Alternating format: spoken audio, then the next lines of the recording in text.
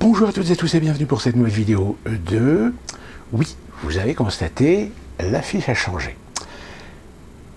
Petite explication, pourquoi le choix de cette affiche? Zombie. Alors Zombie, je le rappelle, c'est le titre français. Le titre original, c'est Dawn of the Dead. C'est un film qui date de 1979, réalisé par George Romero. C'est son deuxième film de sa longue série sur les zombies, les morts-vivants. Mais ce film a une particularité, c'est que beaucoup le considèrent comme étant un film de genre, c'est-à-dire un film de zombies. Mais en réalité, George Romero a toujours inclus dans ses films un certain nombre de thématiques, et dont l'effondrement de la société, l'effondrement de la société civilisée. Et ce film, qui a eu un remake réalisé par Zack Snyder en 2005 ou 2007, je ne sais plus, mais où le remake de Snyder est très bien, mais s'éloigne un petit peu, en réalité, des thématiques qu'avait abordé George Romero sur l'effondrement de la société du fait d'un phénomène. Puisque, en réalité, les zombies sont l'allégorie de la pandémie, sont l'allégorie du virus qui peut exterminer une société, qui peut exterminer l'humanité. Et dans ce film, il met évidemment en exergue finalement la chute de la société américaine, avec évidemment ses spécificités, mais aussi une critique de la société de consommation, une critique de la société d'hyperconsommation. Et que finalement, on se retrouve en face d'individus qui, à un moment donné, sont obligés de se réinventer, sont obligés de redécouvrir, de réimaginer, de reconquérir ce qui est l'instinct de survie. C'est pour ça que je mets cette affiche, parce que je pense qu'elle est plus ou moins de bon augure, enfin de bon augure, de bonne aloi, on va dire, par rapport à la situation. Parce que force est de constater qu'avec ce qui s'est passé ce week-end, on peut dire que le 25 juillet 2021 vient de rentrer dans l'histoire. Vient de rentrer dans l'histoire, pourquoi? Tout simplement parce que le Parlement français, vient de trahir le peuple, vient de trahir les fondamentaux de la République, vient de trahir les fondamentaux des droits de l'homme et de la Constitution, sous le prétexte d'une pandémie. L'Assemblée nationale a voté oui au texte, le Sénat a voulu plus ou moins essayer d'abroger un certain nombre de textes, mais lors du retour à l'Assemblée nationale, lors de la commission paritaire, je rappelle, une fois que le Sénat a voté la loi, elle retourne à l'Assemblée nationale, soit en seconde lecture, c'est-à-dire donc soumise à un nouveau vote des députés, ou alors on trouve un juste compromis entre justement les deux chambres que sont l'Assemblée nationale et le Parlement, pour décréter, modifier plus ou moins les lois par rapport à ce que le Sénat a voté. Je vais vous donner quelques exemples, et à voter ce texte de loi. Reste le dernier garde-fou, le Conseil constitutionnel.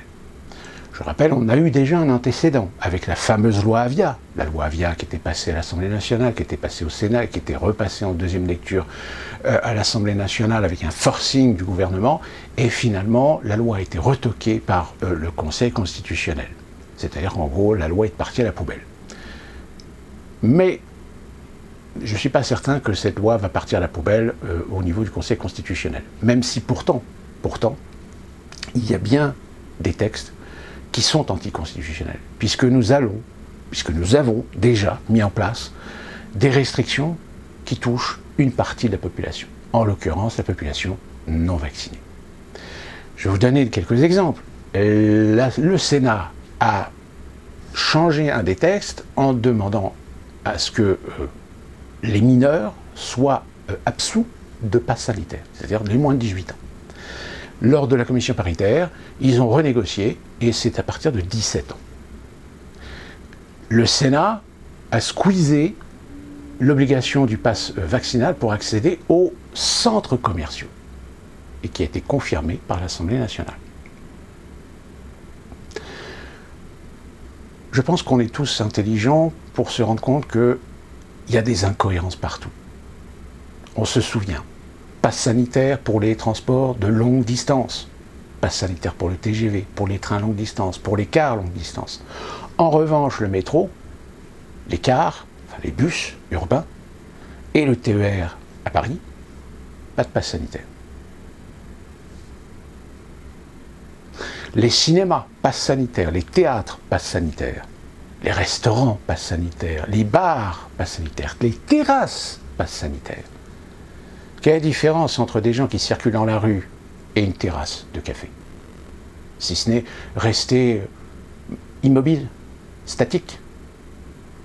Donc ça veut dire quoi? Ça veut dire que si les terrasses de café ont la nécessité d'un pass sanitaire, pourquoi? Ils sont en extérieur. Parce que c'est le bar, donc on inclut le bar et sa terrasse dans le pass sanitaire. Donc si on inclut la légitimité d'un pass sanitaire sur la terrasse parce que les gens sont statiques, et donc le virus éventuellement peut circuler, et bien dans ce cas-là, il faut interdire dans l'espace public toutes les personnes qui s'arrêtent. Il faut interdire tous les attroupements. On vient d'en apprendre une bonne. Savez-vous qu'il va falloir que vous fassiez des déclarations en préfecture ou en mairie? Non, je crois que c'est en mairie. Si vous organisez un mariage, un baptême, une bar mitzvah, si vous êtes plus de 50. À partir d'un rassemblement de plus de 50 personnes privées de type mariage, baptême, il faudra absolument faire une déclaration en préfecture et faire respecter le pass sanitaire. Ça commence dès à présent. Le mieux, si vous vous mariez, si vous avez un événement de ce type dans les prochains jours, c'est de se rapprocher au plus vite de la préfecture de Haute-Corse. C'est-à-dire, si vous faites une petite fête pour votre mariage, plus de 50, il faudra que vous fassiez une déclaration en mairie. Qui dit... Alors attention, voilà, on est toujours dans la sémantique. Faire une déclaration en mairie, en gros, ça veut dire avoir une autorisation. Parce qu'évidemment, si vous ne faites pas de déclaration et que vous faites votre fête est illégale, puisque vous n'avez pas fait de déclaration. Vous voyez, on joue sur les mots.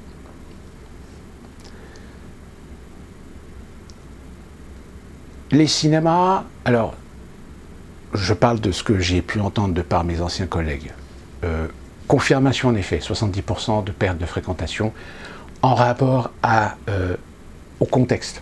Parce qu'évidemment, il y en a certains qui comparent par rapport à la semaine précédente. En règle générale, il faut savoir que dans l'exploitation cinéma, on fait toujours un comparatif d'évolution de marché sur la semaine N-1, c'est-à-dire sur la semaine équivalente de l'année dernière.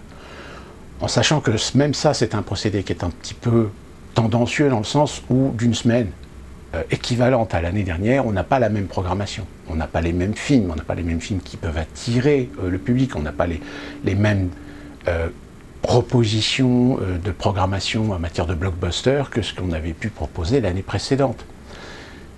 Mais le film de Alexandre Astier, Camelot, est sorti la semaine dernière. Gros succès sur les avant-premières le mardi soir, puisqu'il a fait plus de 200 000 entrées. Je rappelle,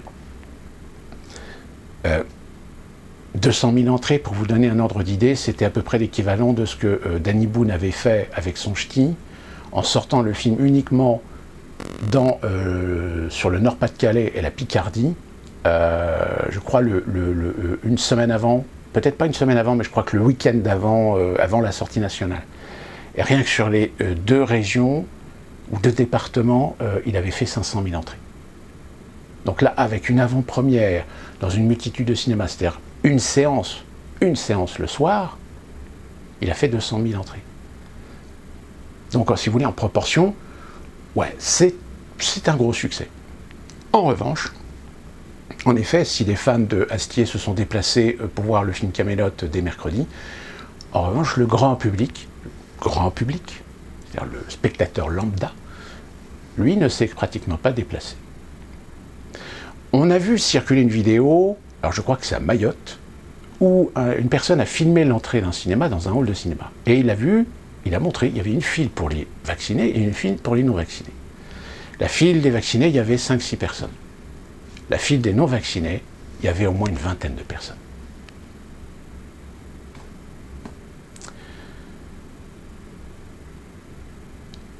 Et j'ai vu les parcs ce week-end. Donc c'était le premier week-end après la mise en place du pass sanitaire. Là, vous avez déjà des parcs. Alors certains admettent comme les gros parcs comme Disney, Astérix, la mer de Sable et le Puy du Fou. En effet, on constatait qu'il y avait une petite baisse de fréquentation par rapport à la moyenne sur une saison estivale. En revanche, ils commencent à s'inquiéter parce que les réservations du mois d'août stagnent. Même si, à la rigueur, en règle générale, en période estivale, le juillet-août est déjà réservé, c'est presque déjà booké. Là, il semblerait qu'apparemment, cet été, ce n'était pas complètement complet. Donc, ils attendaient qu'il y ait les réservations de dernière minute, tout comme ça. Sauf qu'il n'y a pas de réservation de dernière minute. On a déjà des hôtels aussi qui commencent à s'inquiéter.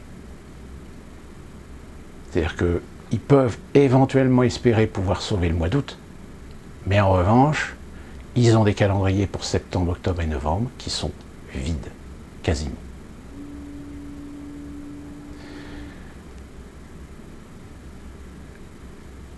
C'est compliqué de se dire qu'est-ce qui a bien pu passer par la tête de Macron et du gouvernement pour mettre en place cette loi.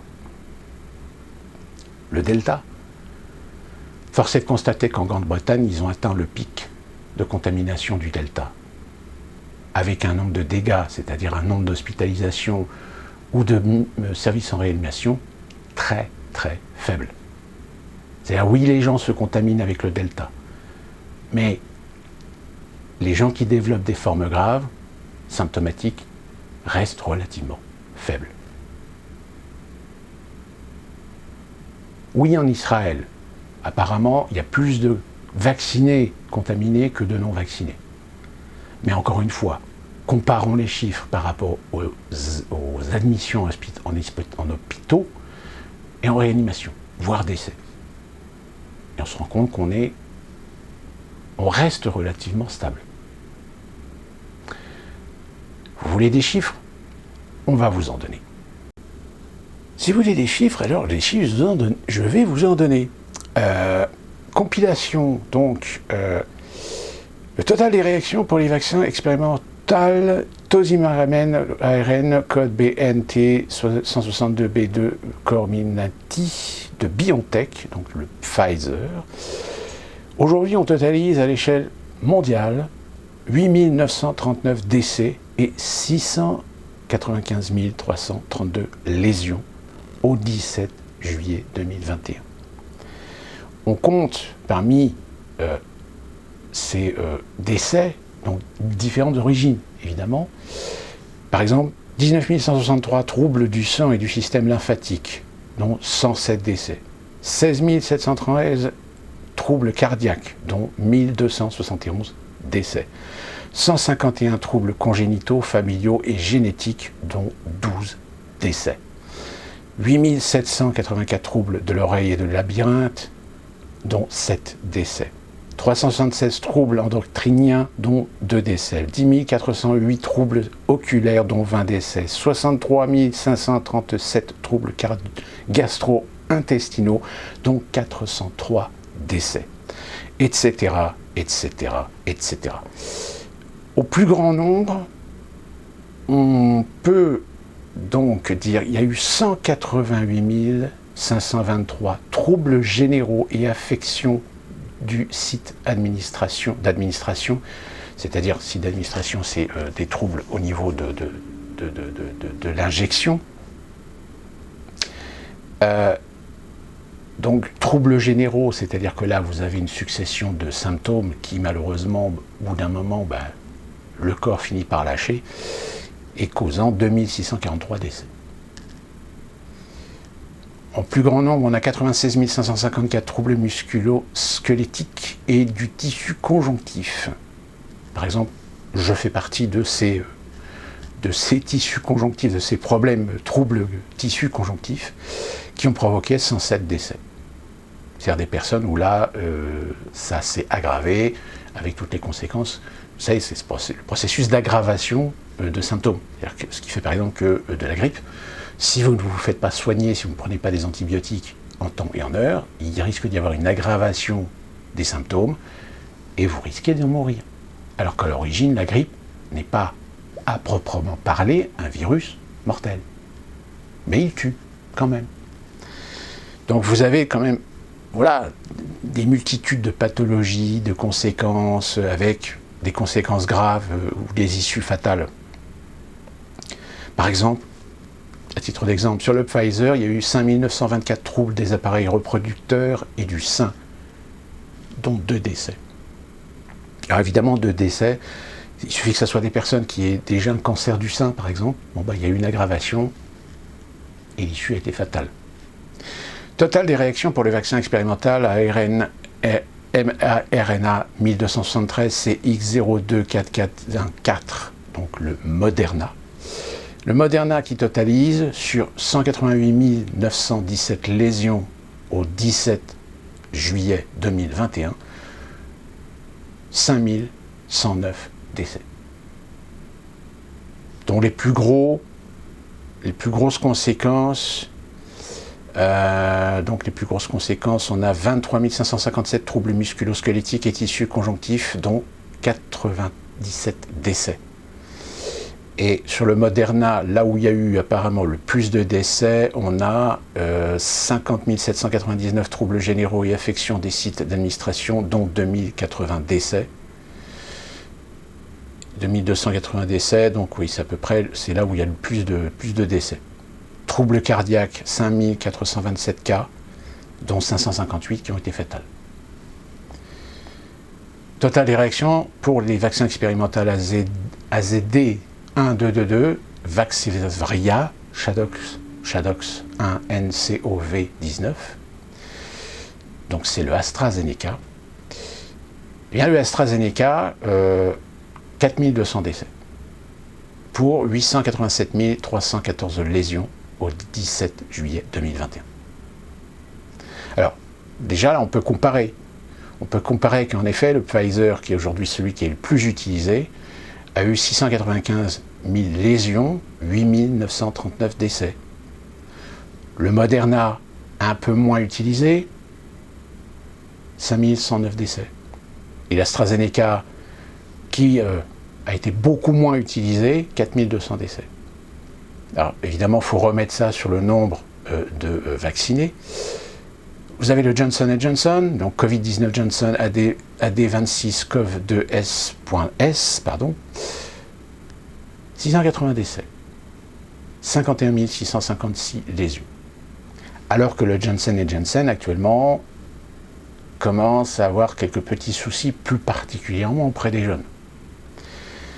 Et le Johnson, eh bien Johnson, qu'est-ce qu'il a comme plus gros troubles? Alors, on a 8905 troubles musculo-squelettiques et de tissu conjonctif, dont 20 décès. On a 2710 investigations, dont 48 décès. Alors, l'investigation, je suppose que c'est parce qu'ils n'ont pas pu déterminer les causes exactes. On a 13 775 troubles généraux et d'affections du site d'administration, dont 163 décès.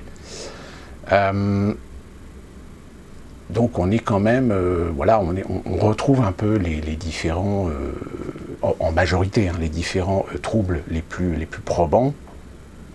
Alors évidemment, sur le Johnson & Johnson, vous avez 1646 troubles respiratoires, thoraciques et médiastinaux, 53 décès. Alors par contre, sur les troubles vasculaires, on est sur 1692 troubles, dont 73 décès. À équivalent, sur le AstraZeneca, on est sur du vasculaire, on était sur 20 399 avec 311 décès, comparativement au Pfizer, où lui, il a 5 454 troubles vasculaires, dont 188 décès. Donc, mais encore une fois de plus, voilà, ce sont des chiffres détaillés à remettre en proportion sur le nombre de vaccinés. Mais d'une manière globale, aujourd'hui, force est de constater qu'on reste en effet sur des chiffres qui peuvent paraître élevés, mais alors, attention, le problème c'est qu'il faut bien remettre les choses dans leur contexte, éviter de trop parler avec son hypersensibilité. Évidemment, on aura toujours un membre de notre famille, quelqu'un de proche, ou quelqu'un qu'on connaît, qui connaît quelqu'un dont le père, le mère, la tante, l'oncle, le fils, la fille est décédé à cause du vaccin, ou tout du moins décédé après avoir reçu la première ou deuxième dose. Force est de constater que, oui, en effet, sur Internet, on a de plus en plus de gens qui témoignent des effets secondaires. moi-même, j'ai eu des effets secondaires. Et bon, je suis toujours vivant. Et pour l'instant, je n'ai aucun symptôme particulier, je n'ai pas de douleur musculaire, je n'ai pas une fatigue plus accrue, etc. Bon, après voilà, tout dépend de ma pathologie. On a, par exemple, un certain nombre d'athlètes qui participent au JO ou récemment qui ont fait le Tour de France. Certains ont été vaccinés, certains se sont plaints qu'ils n'avaient plus la pêche, qu'il manquait d'énergie. Oui, bien sûr. Vous aurez toujours des symptômes. Il y aura toujours des gens qui vont développer des symptômes. Et j'irai même jusqu'à dire qu'il y a des gens qui, par la force des choses, vont se faire vacciner. Mais vous savez, le monde est ainsi fait qu'il y a aussi ce qu'on appelle les hypocondriaques, ce qu'on appelle les malades imaginaires. Ceux qui, psychologiquement, arrivent même à devenir malades alors qu'ils n'ont pas de raison d'être malades. Et parce qu'ils se convainquent eux-mêmes de l'être. C'est prouvé scientifiquement.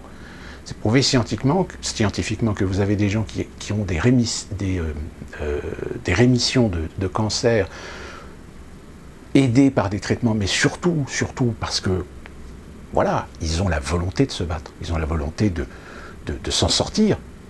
Comme il y en a d'autres, où ça va être plus difficile parce que se laissent parfois un petit peu aller.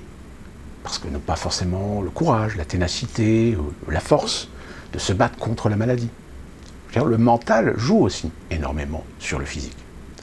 Il est évident que quelqu'un qui est en pleine forme, bien équilibré, qui a la joie de vivre, aura plus de chances de lutter contre l'adversité d'un malaise, d'une petite grippe, d'un rhume, etc., que quelqu'un qui est dépressif. Quelqu'un de dépressif, c'est bien prouvé que ça joue énormément sur le corps, ça joue énormément sur son immunité. Donc, si vous prenez en considération tous ces paramètres, entre autres paramètres, des pathologies particulières de chacun, vous comprenez alors que déterminer si les vaccins sont bons ou pas bons, c'est extrêmement compliqué. C'est encore plus compliqué quand on est dans une situation d'urgence, dans une situation pandémique, où là, tout le monde pousse, évidemment, à la vaccination sur des produits qui, pour l'instant, ne sont toujours pas terminés en matière d'expérimentation. Alors attention, j'entends déjà, oh voilà, vous jouez le pro-vaccin. Non, je ne joue pas le pro-vaccin. Je joue simplement la raison. Je joue simplement le bon sens. C'est que oui, sur Internet, vous allez avoir des multitudes de témoignages de gens qui ont eu des effets secondaires, qui ne se sont pas sentis bien, qui ont des vertiges, qui ont des mouvements de fatigue, etc. Mais encore une fois, posez-vous la question, est-ce que cette personne qui s'est fait vacciner, justement, n'est pas dans cet état d'esprit de vouloir absolument avoir un effet secondaire et va finir par s'en trouver lui-même? Alors qu'en réalité, oui, c'est un effet secondaire comme nous en chopons tous parfois par rapport à certains traitements, je dirais même par rapport à certaines alimentations. Combien de gens ne sont pas conscients que peut-être ils ont une petite allergie ou une petite intolérance au lactose, par exemple, au maïs, comme je le suis par exemple, je ne savais pas que j'étais allergique au maïs. Donc vous voyez, c'est pour ça qu'on dit que la médecine n'est pas une science exacte. Et c'est vrai. C'est vrai parce que la médecine passe par un protocole précis qui est le diagnostic en priorité. Donc forcément, quand vous vous lancez dans une vaccination de masse, le fait est, c'est que la meilleure sécurité, c'est d'avoir un bon médecin traitant, genre médecin de famille, qui vous connaît, qui est sérieux, et qui saura vous dire, écoutez, vous pouvez vous vacciner, mais vous avez quand même quelques prédispositions qui peuvent éventuellement vous exposer à des effets secondaires. L'honnêteté de dire les choses. Or, force est de constater que le discours et la communication du gouvernement à l'heure actuelle n'est pas du tout dans cet ordre d'idées. On a même un Véran qui trouve le moyen de prétendre devant l'Assemblée nationale, devant une commission, que le 100% vaccinal, c'est la garantie de faire disparaître le virus. Ce qui est une désinformation absolue, puisque le virus, il sera toujours là. Il y en a qui disent, on a éradiqué la variole. Non, on n'a pas éradiqué la variole. On en a réduit les impacts, mais la variole est toujours là. C'est-à-dire sur les 7 milliards d'individus, vous allez avoir chaque année peut-être 10 ou 20 personnes qui vont développer des formes varioliques. Donc la variole est toujours là. Mais, encore une fois, c'est 20 ou 30 personnes sur 7 milliards. Donc oui, on considère que on a vaincu le fléau de la variole, qu'aujourd'hui on peut même arrêter de vacciner pour la variole parce qu'on considère qu'avec les décennies et les décennies de vaccination, tout le monde est immunisé. Néanmoins, ça ne veut pas dire que demain, il n'y ait pas une nouvelle souche, une mutation de la variole qui un jour va réémerger.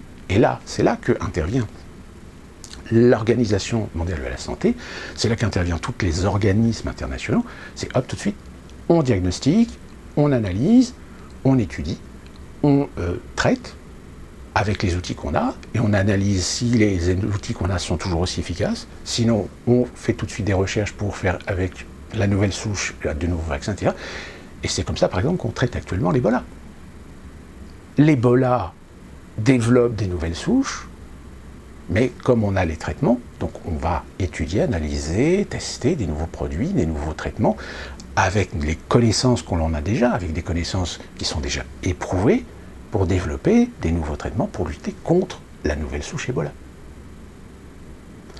Or, force est de constater que le SRAS dont officiellement on le connaît depuis 2003, voilà la bonne question. Comment se fait-il qu'à partir du moment où on a établi que le SRAS pouvait éventuellement être transmissible à l'homme, pourquoi est-ce qu'on n'a pas commencé déjà à travailler sur un potentiel vaccin, un potentiel traitement, au cas où? C'est pour ça que traînent des souches ou des solutions qui circulent parfois sur Internet, comme quoi, depuis 2017, on aurait des produits qui auraient pu être développés contre le SRAS, contre la Covid. Tout comme il y a des documents qui circulent, comme quoi le Covid-19, étrangement, a beaucoup de similitudes avec un autre virus qui avait été développé en laboratoire depuis 2017. Allez comprendre. Enfin, tout ça pour dire que aujourd'hui, comme je vous l'ai dit, certainement que le 25 juillet va rentrer dans l'histoire avec un grand H, comme étant la date où la République a trahi. La date où la République s'est effondrée. Alors attention, il y a encore le Conseil constitutionnel. Mais je ne suis pas très confiant sur le fait que le Conseil constitutionnel va complètement ruiner toute la loi passe sanitaire. Je rappelle que dans le projet de loi, il y avait une extension qui était prévue jusqu'au 31 décembre et finalement le Sénat a réussi à imposer à l'Assemblée nationale que le pass sanitaire, l'urgence sanitaire était renouvelée jusqu'au 15 novembre. Donc attendons-nous évidemment que le gouvernement demande une prolongation parce qu'évidemment il va y avoir la 4e vague à la rentrée jusqu'au 31 décembre. Et avant le 31 décembre, le 24 décembre, ils vont faire une proposition de loi pour prolonger l'urgence sanitaire jusqu'à fin avril, 31 avril. Mois d'avril. Mais dites-moi, il n'y a pas les élections présidentielles au mois d'avril? Alors justement, est-ce que les bureaux de vote pourraient éventuellement être concernés par un pass sanitaire? Alors je rappelle, pour l'instant, le pass sanitaire jusqu'au 15 novembre. Certainement va être étendu jusqu'au 31 décembre. Mais suivant la situation, si le gouvernement en catimini fait une prolongation jusqu'au 30 avril, avec ce pass sanitaire, ça veut dire que les non-vaccinés ne pourront pas aller voter? Mais dites-moi, c'est pas un problème constitutionnel, ça, de ne pas permettre à un Français de voter? Mais que nenni, il y a une solution, le vote électronique. Sachez que j'ai voté au régional. Nous avons nos représentants en tant que Français expatriés.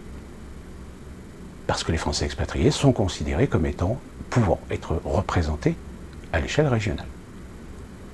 Eh bien, sachez que les Français expatriés, ça fait la 2e fois que nous votons par le vote électronique. On nous présente ça évidemment comme une expérimentation, ce n'est pas obligatoire. S'il y a des gens qui veulent aller voter dans un bureau de vote proche de chez eux, dans une ambassade ou un consulat, ils peuvent le faire. mais on leur propose de faire le vote électronique. Donc si nous sommes les laboratoires en tant que Français expatriés du vote électronique, ça veut dire qu'à terme, il y a de fortes chances que d'ici peut-être la fin de l'année ou début de l'année prochaine, ils proposent une loi pour ouvrir la possibilité aux citoyens français de faire du vote électronique. Eh ouais. Le peuple français qui, pourtant, reste plutôt moins fidèle à ce petit côté récalcitrant, gaulois réfractaire. Manifestations du 14 et 17 juillet étaient pas mal, mais celles du 24 juillet, eh bien, ont amené beaucoup de problèmes. Beaucoup de problèmes, pourquoi? Tout simplement parce qu'ils espéraient que le fait que ce soit les vacances, que très peu de Français se déplacent. Et en réalité, eh bien, il y en a quand même pas mal qui se sont déplacés. Alors évidemment, toujours comme d'habitude, bataille de chiffres, on commence à balancer, oui, ils n'étaient que 20 000, 50 000, ah ben non, tout compte fait, ils étaient peut-être 150 000, 161 000, etc. Certains disent, oui, on était au moins 200 000, 500 000. Il semblerait qu'il y ait un bruit de couloir qui est filtré au ministère de l'Intérieur, comme quoi, en réalité, il aurait bien eu 3,2 millions de Français dans la rue le 24 juillet. À vérifier. Mais peu importe le chiffre, les images parlent d'elles-mêmes. Ces images où l'on voit des files interminables de gens qui défilent dans les rues, avec des slogans. Un slogan en particulier. Liberté, liberté.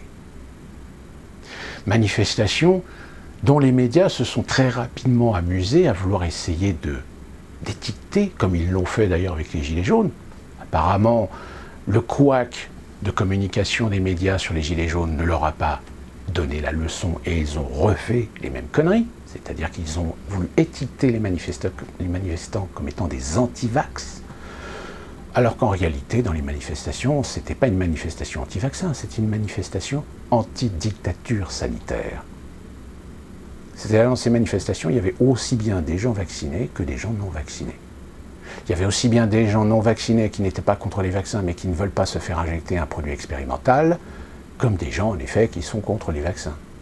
Parce qu'estimant que les vaccins aujourd'hui sont devenus l'apanage des lobbies et du capital pour se faire toujours plus de pognon sur la santé publique.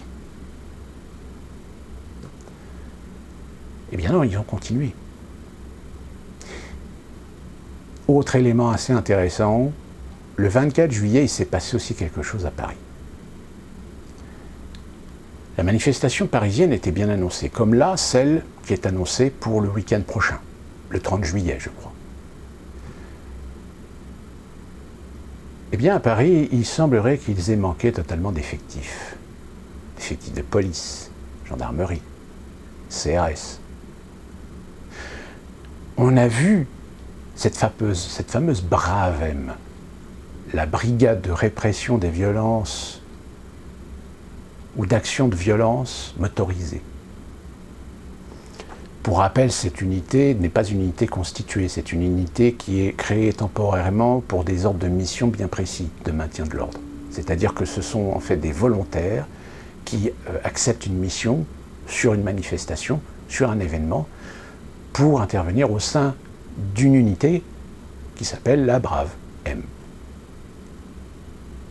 Et d'ailleurs, c'était un moyen pour le gouvernement, en créant cette unité, eh bien, en réalité, d'attirer tous les cow-boys, tous ceux qui avaient envie de se défouler. Parce que la BRAVEM, elle est claire. C'est une unité qui est censée faire de la répression, mais de la répression pour faire de la peur, pour faire de la terreur. À rebondir sur la réponse sur les braves, ils font peur, oui, mais c'est des volontaires. Donc forcément, ça attire un certain type de personnes qui veulent aller dans ces unités. C'est-à-dire que quand tu as une unité de CRS, une unité de la BAC ou ce que tu veux, c'est des collègues qui ont l'habitude de travailler ensemble, qui se connaissent, et tu as toujours souvent un contrepoids. Enfin, il y a un équilibre qui peut se créer en disant même des règlements de compte après, tu as déconné, voilà. Là, c'est que des volontaires qui se voient pour une journée et qui le soir, il n'y en a plus. Et en fait, c'est les techniques de un petit peu des régiments de marche qui avaient été en Algérie. C'est-à-dire qu'on met des gens pour une mission et après, dispersion. C'est des mecs qui sont cagoulés avec des casques de moto, tu sais, a priori en plus c'est souvent des casques personnels, ils n'ont pas de numéro, ils n'ont rien, et ils peuvent faire le coup de main derrière. Et du coup, à partir de là, oui, ça attire un certain profil et des fois ils n'en avaient pas assez. Donc ça c'est la bonne nouvelle, c'est que des fois ils n'arrivent pas à en recruter assez. Et il y a des collègues qu'on leur a forcé, on leur dit tu vas être volontaire pour y aller. Et ben, il y en a qui ont dit non, mais ils ont pris des sanctions. Du coup, parce qu'ils n'avaient pas été volontaires pour conduire les motos des braves. Ils ont dit moi je suis rentré pour être motard de la police nationale, pas pour aller faire le coup de main en manif. Donc voilà où on en est. Donc voilà, oui, les braves sont dangereux, oui, les braves ont été mis là pour ça, et oui, en plus, tout est fait pour pas qu'on les retrouve. Donc après, en plus, ils sont doublement protégés. Sauf qu'à un moment donné, la mauvaise réputation de la Bravem, eh bien, ils ont eu de plus en plus de mal à trouver des volontaires. C'est bien qu'aujourd'hui, ils ont décrété des volontaires d'office. Sauf que les volontaires d'office, eh bien, justement, problème, le jour même, ils tombent malades. Ils sont en arrêt maladie. Pareil, ce sont des motards qui sont utilisés. Or, il y a beaucoup de motards, enfin des policiers motorisés, qui refusent de participer à cette mascarade de la Bravem. Et ce qu'on a vu le 24 juillet, c'est des Bravem qui battaient retraite. Parce qu'ils se sont rendus compte qu'en face, ils n'avaient pas que des manifestants avec quelques énergumènes ou... non, non. On a eu ces images où un agent de la Bravem a eu le malheur de balancer une grenade lacrymogène, ainsi qu'une autre, qui a lancé une bombe explosive, une bombe, ce qu'on appelle les grenades de dispersion. Seulement, ils les ont lancées en cloche. Or, je rappelle, normalement, la procédure, quand on utilise des bombes à lacrymogène ou des pétards, hein, c'est des gros pétards de dispersion, on doit les balancer au sol, pas en cloche. Et il se trouve que dans la manifestation, il y avait des femmes et des enfants. Et là, il y a des adultes, des hommes, là, qui ont perdu tout sang-froid et qui ont commencé à se précipiter sur les BRM. Et les mecs des Bravem, eh bien là, ils ont commencé à chier dans leur froc. Ils ont tellement chié dans leur froc qu'il y a un motard qui, à un moment donné, a tellement eu peur qu'il s'est déséquilibré et il est tombé avec son mec derrière lui. Et là, ça a provoqué un instant où tout aurait pu basculer. Fort heureusement, les gens qui étaient en face n'ont pas essayé de lyncher les flics. D'autres flics sont arrivés pour protéger les flics et permettre de relever la moto. Et finalement, c'est là qu'ils ont pris conscience que là, ça va trop loin. Là, ça peut déraper en une microseconde. Donc, retrait immédiat. Des gilets jaunes ont réussi à casser le cordon de sécurité et arriver jusqu'aux Champs-Élysées. Donc là, mouvement de panique, etc. Tout de suite, on a appelé des renforts, on a sorti les canons à eau. Bon, sauf que le problème, c'est que les canons à eau, on ne fait pas la différence entre les manifestants, les touristes et les passants. Surtout sur les Champs-Élysées. Et malheureusement pour eux, il y avait parmi les manifestants un monsieur qui est Joachim Forget.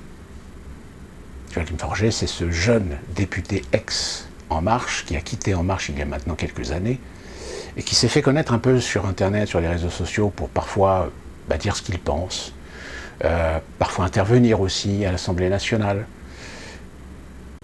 Et il a expliqué une situation qui est quand même assez énorme, c'est qu'à plusieurs reprises, il a expliqué, lorsqu'il s'est retrouvé coincé par une poche pour faire des contrôles, il s'est présenté avec sa carte de député. Et il semblerait qu'il y ait des flics qui n'en avaient rien à foutre. C'est en réalité, au moment donné, un flic qui a dit « Ouais, attends, là, c'est quand même un député, donc on le fait sortir quand même. » Sauf que Joachim Forget, derrière, il a commencé à raconter ce qui s'est passé. Ce qui s'est passé, c'est qu'on sentait bien que les flics étaient complètement désorganisés, c'était mouvement de panique, et qu'ils ont reçu du renfort, mais du renfort qui n'était même pas organisé, et qu'ils ont commencé à arroser, je vous dis, aussi bien du manifestant que du passant, que du touriste. Et M. Forget a dit, oui, en effet, l'Allemand, il va falloir qu'il se calme. Hein? le préfet l'allemand d'ailleurs qui a reçu la Légion d'honneur. Hein. Sauf que on a eu une info par la Minute de Ricardo, donc ce journaliste Richard Boutry, qui commence à prendre un petit peu de plus en plus d'ampleur d'ailleurs sur les réseaux sociaux.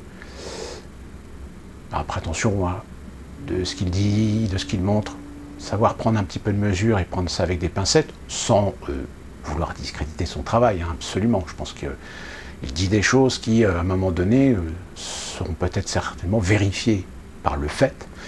Et il nous a dit qu'apparemment, de sources sûres, il y aurait du rififi dans l'autorité. C'est-à-dire du rififi aussi bien dans la police, la gendarmerie, que même dans la garde républicaine.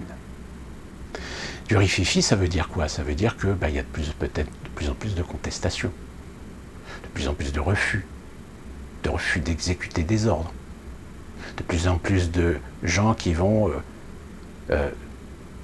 se mettre en arrêt maladie ou quitter la police.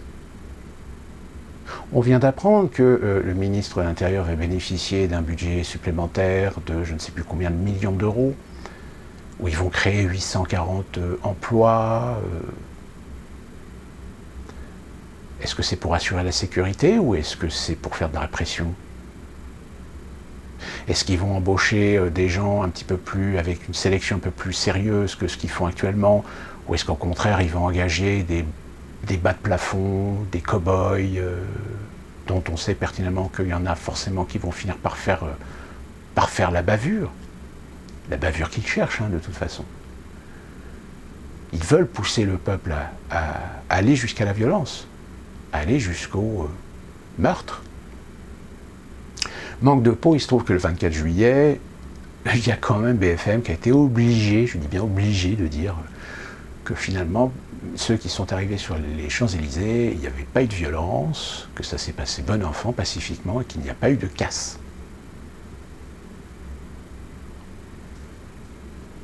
Et sachant qu'il y a des manifestations là, qu'en général ce sont des manifestations qui dérangent l'autorité, qui dérangent l'intelligentsia parisienne, comment se fait-il qu'ils n'ont pas envoyé les antifas? Alors certainement que des anarchistes, il y en avait. Certainement qu'il y avait un petit peu d'antifa. Mais c'était quasiment inexistant pendant ces manifs. On le sait généralement, les manifestations qui ne sont pas légales, on envoie toujours des troubles faits, on envoie toujours des gens pour aller foutre un petit peu le bordel, pour aller chercher les 2-3 excités qu'il y a, pour aller faire l'acte ultime qui justifierait par la suite, à la fois en matière d'autorité, de faire de la répression contre des manifestants qui sont des casseurs, qui détruisent, qui agressent, qui volent, etc. Ben, c'est pareil. Pour ces manifestations, où étaient les jeunes de banlieue?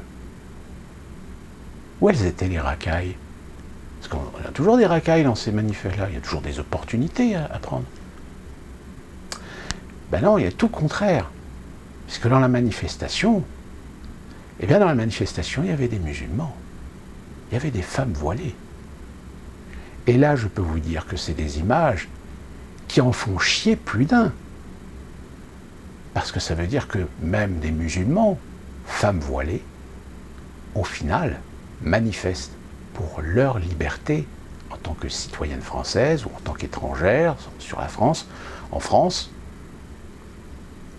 Ah putain, ça en bouche un coin. Ah, ils n'ont pas aimé l'extrême gauche de voir des musulmans dans les manifestations. Parce que du coup, la manipulation, elle ne fonctionne plus. On n'arrivera plus à faire monter les blancs contre les noirs contre les musulmans contre les blancs et les blancs contre les musulmans, les Français contre les musulmans, etc. Là, apparemment, ça ne marche plus.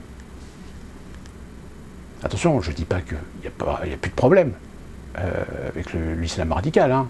Il est toujours là, le problème. Hein.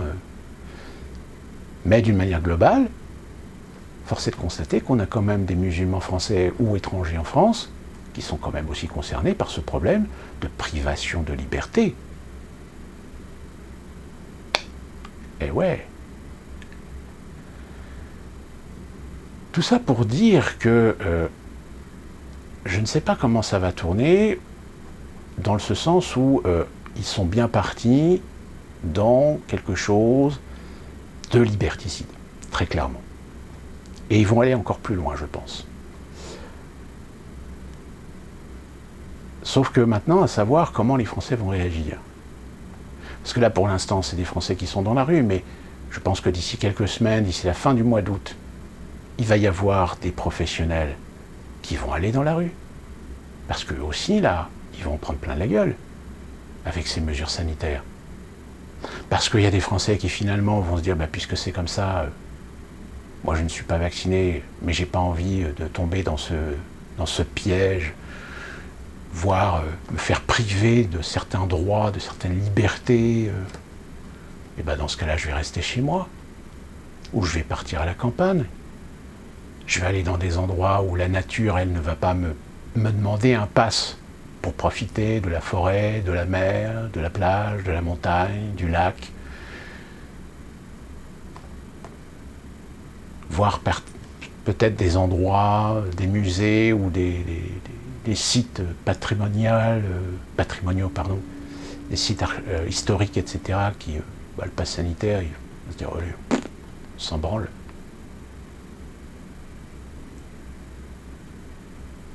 Parce que le coup dur, quand même, c'est les supermarchés. Je veux dire, les centres commerciaux, c'est quand même les temples de la consommation. Donc si on prive les non-vaccinés qui n'ont pas de passe de centres commerciaux, mais c'est la catastrophe.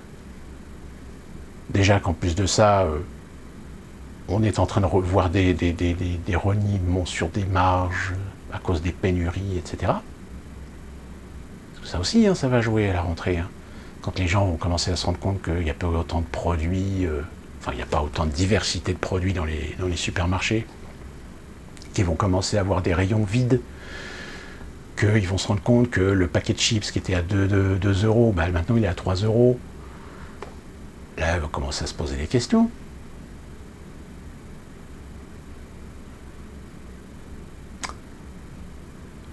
Je pense qu'ils étaient dans l'état d'esprit de se dire, voilà, on va profiter de la période estivale où ça va se calmer, donc on va faire nos petites trambouilles dans notre coin, etc. Sauf que là, ils se rendent compte que ça ne marche pas. Sauf qu'ils ont mis le doigt dans l'engrenage. Maintenant, ils ne peuvent plus faire machine arrière. Et je pense qu'il y a des gens dans l'autorité, dans l'élite, qui sont conscients que là, ils vont commencer certainement à prendre des éclaboussures. Donc il n'y a pas de solution. Enfin, il n'y a pas 36 000 solutions. C'est soit ils retournent leur veste,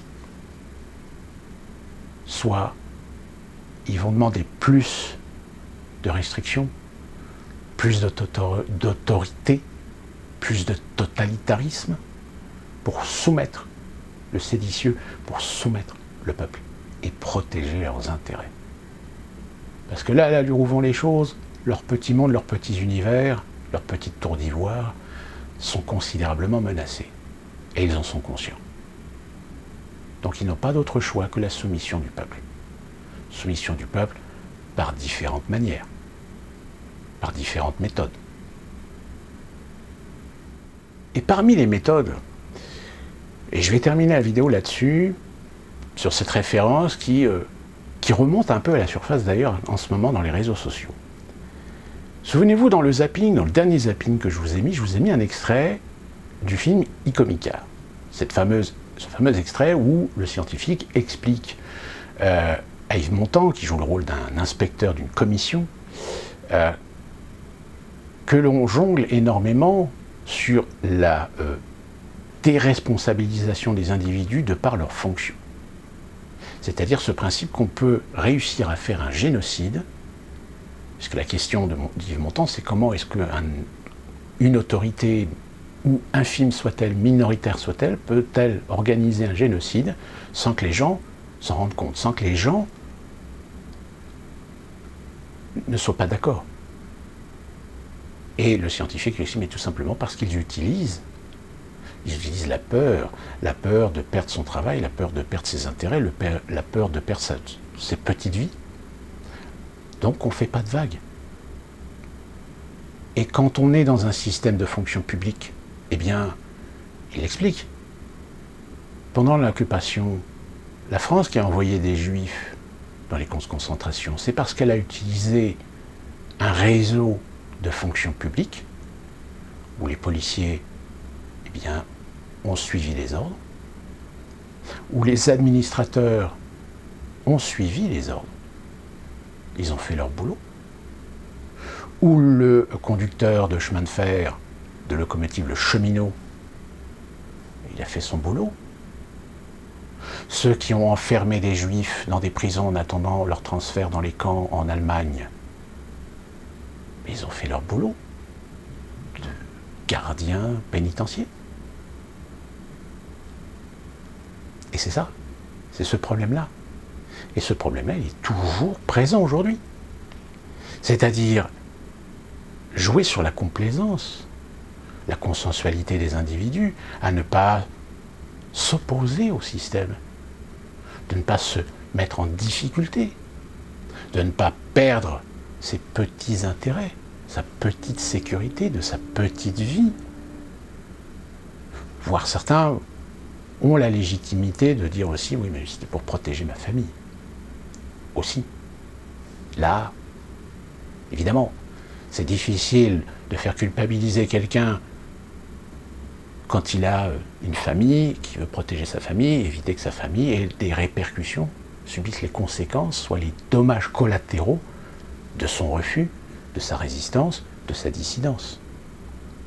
Souvenons-nous quand même que pendant l'occupation, beaucoup de femmes et leurs familles ont été souvent emmerdées par la police française, comme les autorités allemandes, plus particulièrement la Gestapo, tout simplement parce que leur mari avait disparu. En réalité, leur mari soit était rentré dans la résistance, soit avait traversé la Manche pour rejoindre l'armée française libre, rejoindre De Gaulle. Ça, aujourd'hui, ça peut encore exister. On n'en est pas là, mais je suis sûr et certain que si nous interrogeons des gens qui travaillent dans des commissariats, dans des préfectures, je suis sûr qu'ils vous diront qu'ils commencent à avoir des gens qui dénoncent leurs voisins parce qu'ils sont non vaccinés. Ils dénoncent leurs voisins, ou ils dénoncent le commerce, parce que le commerce a accepté des gens qui ne sont pas vaccinés, parce que le bar accepte des gens qui sont non vaccinés, qui n'a pas contrôlé son passe sanitaire. De la délation, il y en aura, et il va y en avoir. C'est malheureux, mais ça existe. Attention, après évidemment, il y en a certains qui historiquement en font une instrumentalisation pour dire oh, vous savez les Français, hein, vous avez été des collabos pendant la guerre. Et il y a eu des collabos pendant la guerre, comme il y a aussi eu des collabos dans toutes les guerres. Dans tous les pays conquis, dans tous les pays envahis. Regardez aujourd'hui, avec la guerre en Irak, tous les Irakiens qui ont aidé, travaillé, conseillé, qui ont été des guides pour les Américains, aux yeux de certains autres Irakiens, pour eux, ce sont des traîtres. Ce sont des collaborateurs. Regardez ces Afghans qui ont aidé même l'armée française, dont d'ailleurs, je rappelle que certains guides ou certains interprètes qui ont participé, qui ont aidé, qui ont travaillé avec l'armée française, etc., qui ont demandé d'être réfugiés politiques. Parce qu'évidemment, dans leur pays, leur vie est menacée aujourd'hui. Par contre, ceux-là, comment ça se fait qu'on ne les accepte pas ?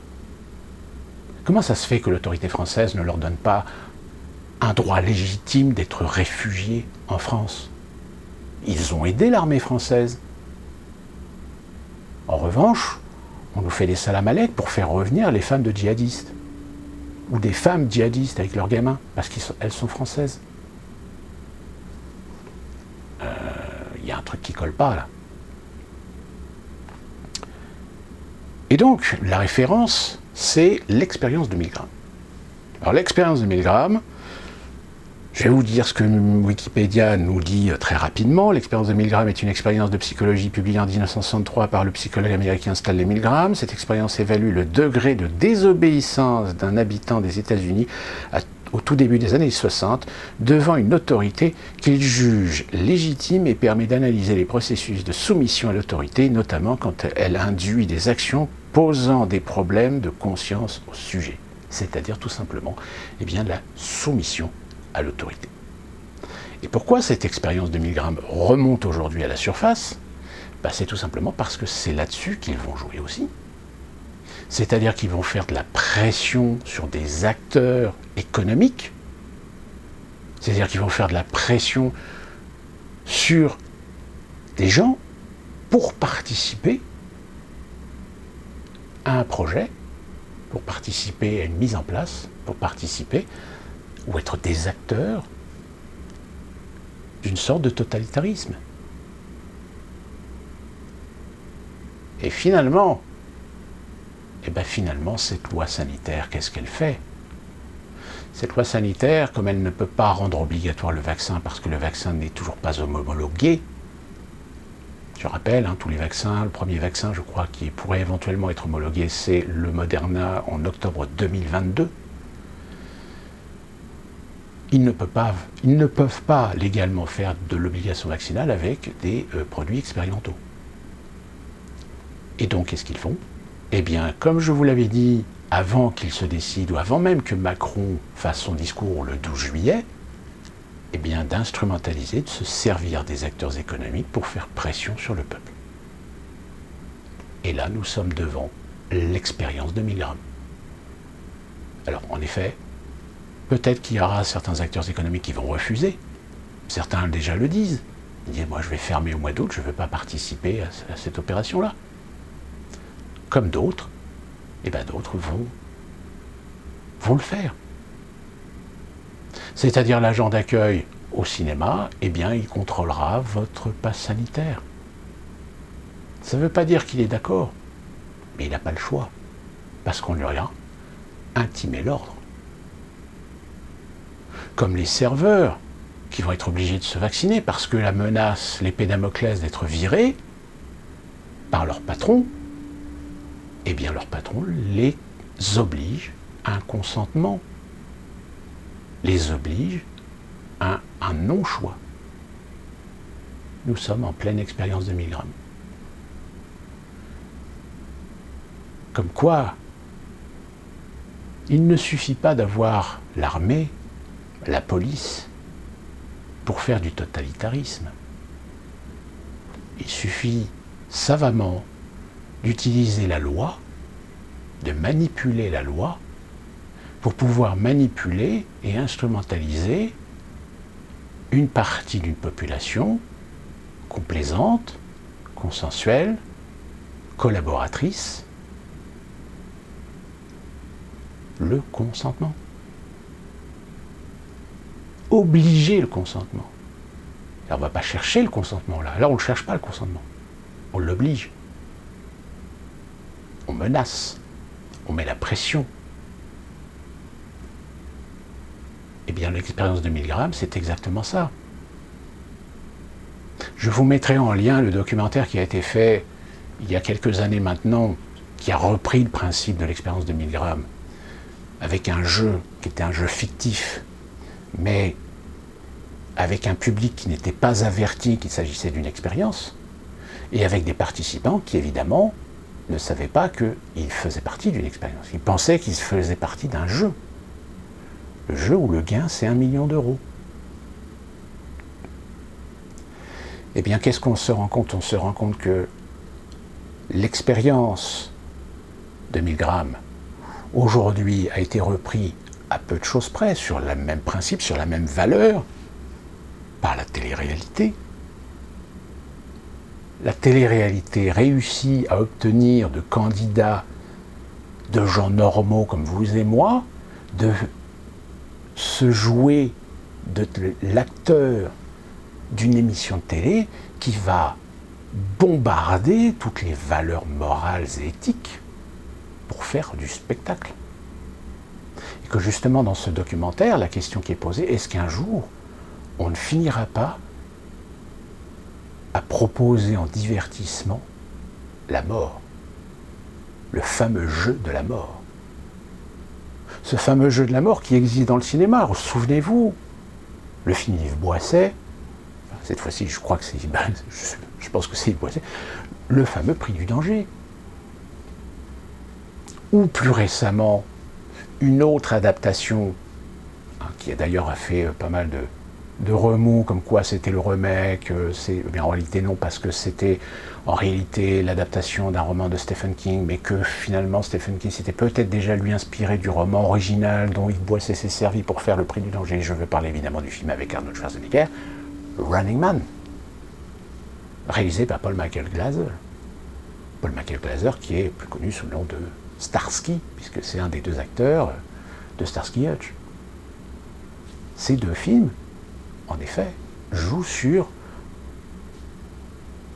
le divertissement, sur la mort. Un autre film qui est très intéressant sur cet aspect-là, qui est Rollerball. Je ne parle pas du remake de 2004 ou 2005, qui est une merde absolue, puisqu'elle a viré justement tous les aspects politiques et sociaux que le film original mettait en avant. Là encore, on se sert du spectacle pour finalement faire accepter au peuple l'inacceptable, la manipulation.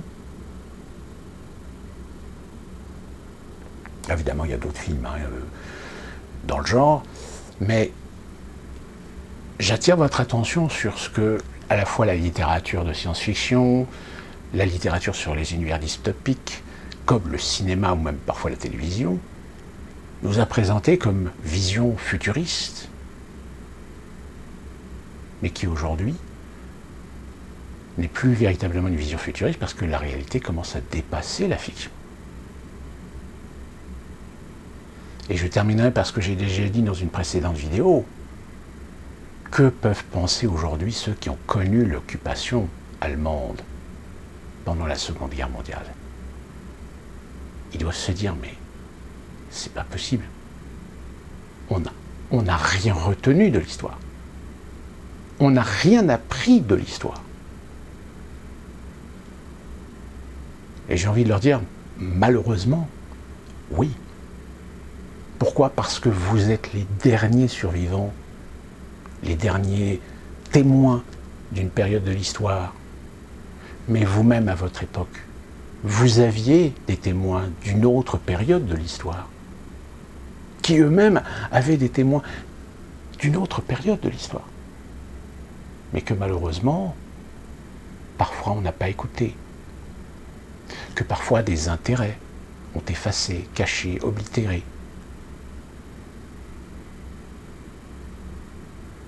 Il y a aujourd'hui une génération qui n'a pas voulu écouter ces gens-là. Il y a une génération qui a voulu de l'insouciance, a voulu de la liberté, a voulu du divertissement, a voulu se changer les idées, a voulu faire évoluer la société, a voulu promouvoir un progressisme. Sauf que dans son excès, elle en a oublié l'essentiel. Et aujourd'hui, eh bien, nous allons payer le prix. Purement et simplement. On ne peut que plaindre les futures générations, parce que le monde qu'on va leur laisser ne sera pas un monde de liberté. Ce sera un monde de conditionnement. Ce sera un monde de servitude. Ce sera un monde de servage. Ce sera presque le monde d'Aldous Huxley, le meilleur des mondes, où dès la naissance, eh bien, vous serez déjà affecté à une caste, à un rang de la société. Peut-être que certains, très infimes, réussiront à passer d'une caste à une autre, mais vous serez toujours condamné à rester dans la même caste. Tout comme on l'a connu à l'âge des monarchies. Si vous naissez gueux, vous resterez gueux.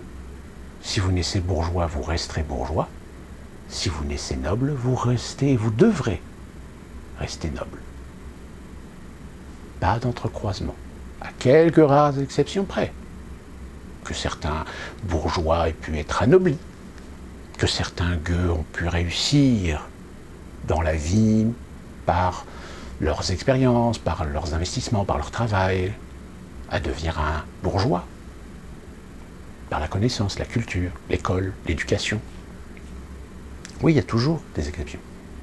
Ce qu'on appelle l'ascension sociale. qu'on appelle aussi l'égalité dans l'ascension sociale. Mais qu'en réalité, il n'y a pas d'égalité, puisque, comme le dit Franck Lepage, c'est qu'on a fait croire pendant ces 40 dernières années que ceux qui étaient pauvres pouvaient, par l'éducation, accéder à l'intelligence et à la connaissance et au savoir, et rattraper le riche. Sauf le problème, c'est qu'au moment où le pauvre évolue dans son acquisition de connaissances et de compétences, et le riche aussi, lui aussi. Donc il y aura toujours une inégalité entre les deux. Et cette inégalité, on va encore plus la croître. Puisque je rappelle qu'aujourd'hui, eh bien, on va pouvoir faire de la mixité dans les écoles et dans les collèges, dans les lycées. C'est-à-dire prendre des élèves qui sont véritablement moyens, parce qu'issus des banlieues, parce qu'en échec scolaire, etc. Et on va les mettre avec des élèves, des bons élèves, dans des écoles, bonne réputation, etc. En revanche, le riche, lui, il est riche, donc il a les moyens de payer des écoles privées à leurs gamins et de les extraire de cette déliquescence de l'école publique, de cette destruction de l'école publique. Donc c'est pour ça que je dis, la jeunesse, vous allez certainement avoir 10 fois plus de difficultés à essayer de vous en sortir que nous autres, nous en avons connu dans les années 70 ou 80 ou même 90. Même si à la limite 90 a commencé à partir en vrille. Voilà un petit peu ce que je peux dire sur cette situation. Elle va continuer à évoluer. Nous sommes fin juillet.